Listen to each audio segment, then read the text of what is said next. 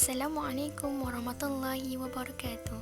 Pada hari ini, kami akan membentangkan bab yang ketujuh di dalam kitab Qiraat. Yang pertama, Masdar al-Qiraat huwal wahyu, yang bermaksud sumber qiraat adalah wahyu. Al-Quran itu adalah wahyu Allah yang tidak ada campur tangan Rasulullah ataupun Jibril dalam wahyunya itu. Apalagi kekuasaan untuk menukar letak huruf dan ayat-ayatnya dari suatu tempat ke tempat lain. Dengan begitu, qiraat adalah bahagian daripada Al-Quran itu sendiri. Maka, qiraat juga bersumber dari wahyu Allah yang hanya Allah sajalah yang membuatnya. Ada banyak sekali dalil baik dari Al-Quran maupun hadis mengenai qiraat yang tidak ada campur tangan makhluk mana pun. Salah satu contoh daripada surah Yunus ayat 15 yang membawa maksud, dan apabila dibacakan kepada mereka ayat-ayat kami yang jelas nyata, berkatalah orang-orang yang tidak menaruh ingatan menemui kami untuk menerima balasan, bawalah Quran yang lain daripada ini atau tukarkanlah dia. Katakanlah, wahai Muhammad, aku tidak berhak menukarkannya dengan kemahuanku sendiri. Aku hanya tetap apa yang diwahyukan kepadaku sahaja.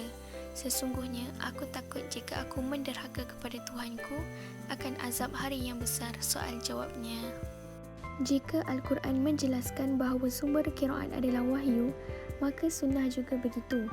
Contoh satu hadis daripada Ibnu Abbas berkata, Rasulullah SAW bersabda, Jibril membacakan Al-Quran kepadaku dengan satu cara, kemudiannya aku memintanya dengan cara lain, dan terus memintanya membacanya dengan cara yang lain, dan dia membacanya dengan beberapa cara, hingga akhirnya membaca dengan 7 cara yang berbeza.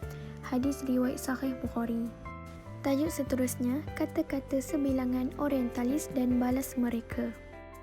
Orientalism ialah satu gerakan penyelidikan mengenai hal-hal ketimuran, khasnya mengenai agama Islam dan apa-apa sahaja yang berkaitan dengannya, seperti sejarahnya, agama-agama di timur, bahasa-bahasanya, falsafahnya, sosioekonominya, adat istiadatnya dan keseniannya. Melalui buku rujukan qiraat pada muka surat 155, ada menjelaskan bahawa musuh-musuh Islam cuba mengubah fakta dan memutarkan belit. Mereka akan berusaha melakukan dengan pelbagai cara. Di antara cara-cara tersebut adalah apa yang mereka bangkitkan mengenai sumber kepercayaan mereka dan syariat mereka. Orientalis juga mengatakan bahawa mereka mendakwa terdapat kekacauan dan ketidakstabilan di dalam Al-Quran dan perbezaan yang tidak terdapat di dalam buku lain. Ignaz Golzaha lahir pada 22 Jun 1850 dan meninggal pada 13 November 1921. Salah seorang pengkaji Islam berbangsa Yahudi dari Hungary. Menurut Muhammad Mustafa Azami, seorang sarjana hadis, orientalis yang pertama kali melakukan kajian hadis adalah Ignaz Golzaha. Golzihi menyimpulkan sendiri bahawa Al-Quran ialah sumber berlainan pembacaan seperti di dalam kitab Bible. Untuk membantah fitnah ini, tiada buku yang terpelihara dari penyataan yang salah dan perubahan, tetapi Al-Quran dijamin oleh Allah tentang peliharaannya. Allah berfirman, sesungguhnya kamilah yang menurunkan Al-Quran dan pasti kami yang memeliharanya. Bahagian perbezaan pembacaan qiraat.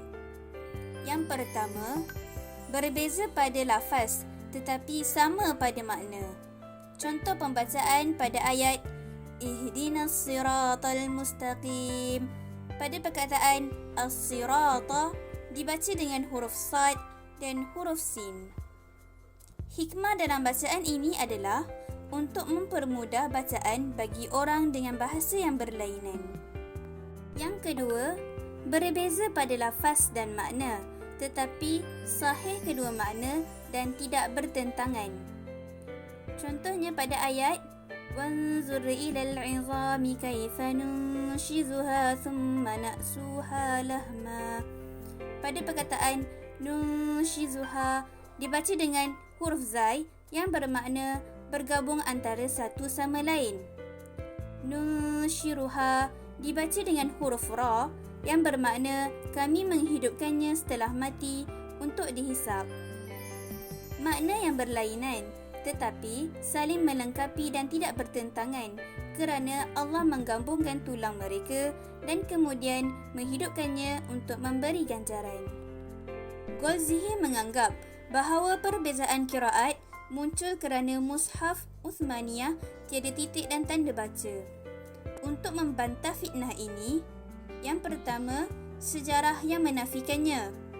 Semua pembacaan dan periwayatnya dipelihara oleh sahabat-sahabat Nabi sebelum tertulis dan terkumpulnya mushaf pada zaman Khalifah Uthman dan zaman Abu Bakar As-Siddiq, dan juga tersebar pembacaannya pada zaman Nabi Muhammad sallallahu alaihi wasallam.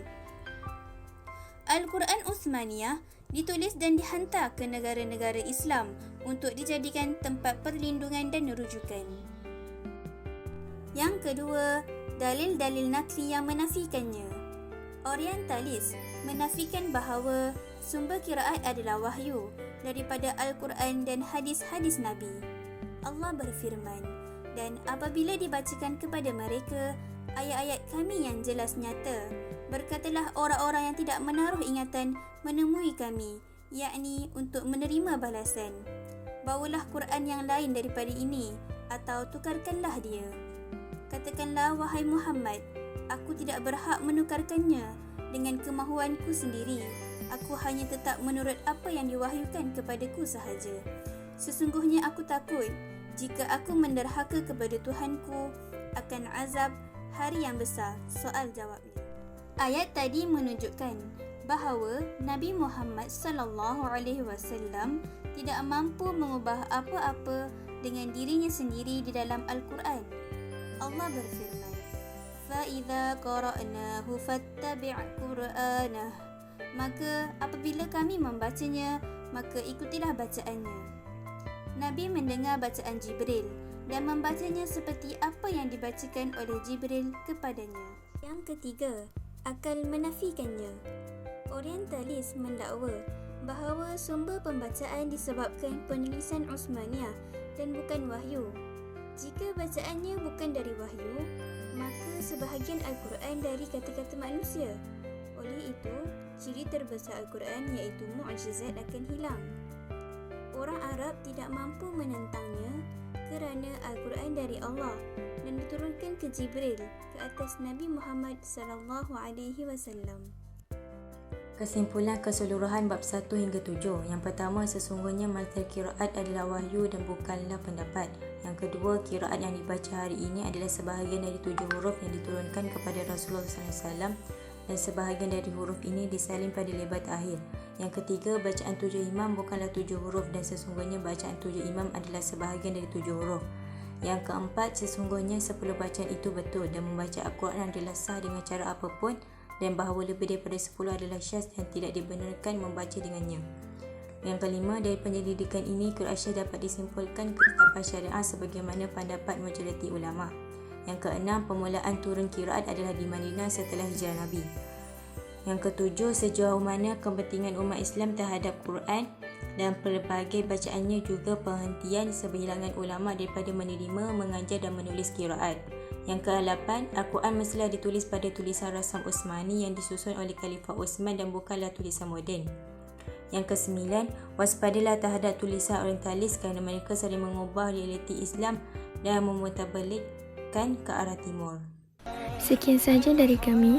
Wabillahi taufiq wal hidayah. Wassalamualaikum warahmatullahi wabarakatuh.